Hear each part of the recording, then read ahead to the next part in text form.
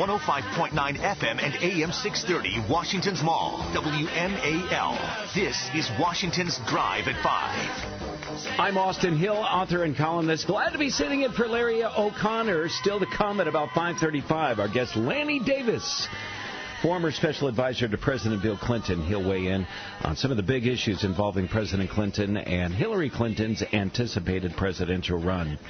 It was 50 years ago today, February 7th, 1964. A guy named John and George and Paul and Ringo, they boarded Pan Am flight. When was the last time you heard of Pan Am Airlines? They boarded Pan Am Flight 101 in London and landed on American soil for the first time. And, of course, the rest is history.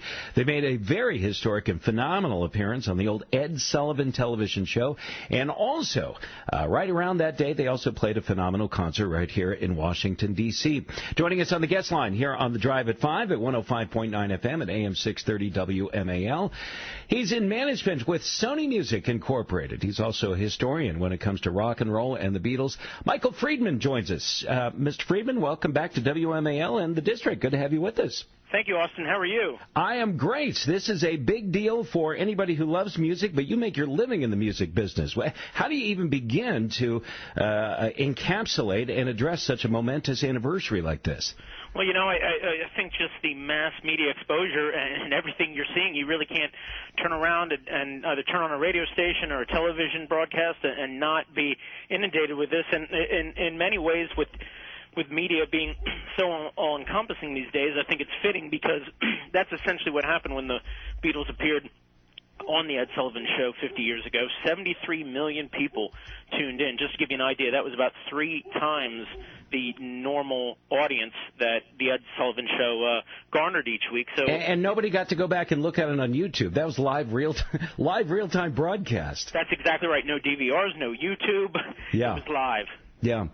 Do you believe that people who were involved in bringing the Mop Top Boys from Liverpool, so to speak, to the United States and actually observant and helped produce that first television appearance, do you think from a music vantage point they knew they were onto something big, or did it catch everybody by surprise? Well, I guess it depends on who you speak with. It turns out, in all reality, Ed Sullivan, it's been rumored that he was at London's Heathrow Airport and witnessed the Beatles return from Sweden and saw this mass hysteria break out with his own 2 eyes. In actuality, that's not what happened. A talent scout from the UK who worked with Mr. Sullivan kept sending reports back to him about this phenomenon, known as the Beatles, because it really started in Britain about a year before they even came to the U.S. So, lots of timing and luck issues as well.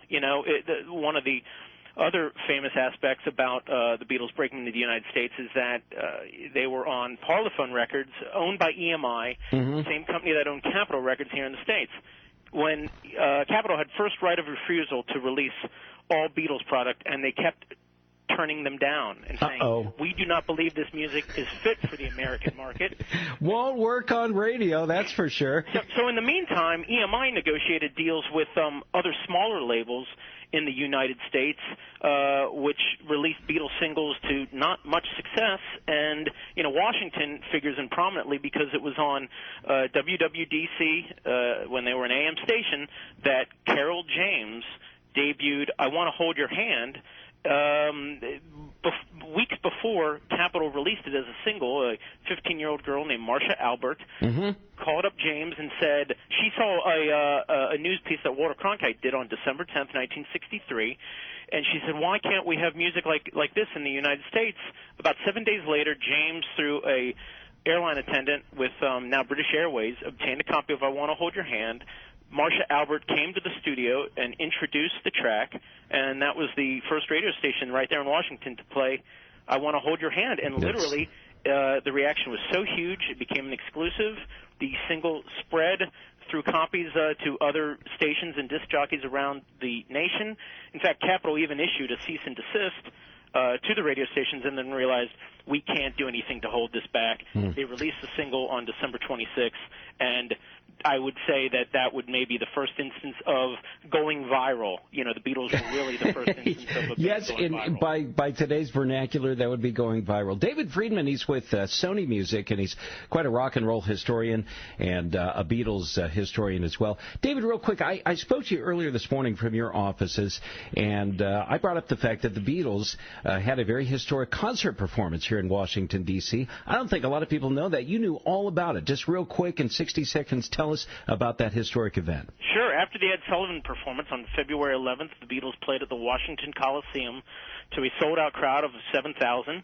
The performance was filmed and later packaged into a closed-circuit broadcast that aired in theaters around the country in March of that year. So the first full concert that the Fab Four ever played was right there in Washington.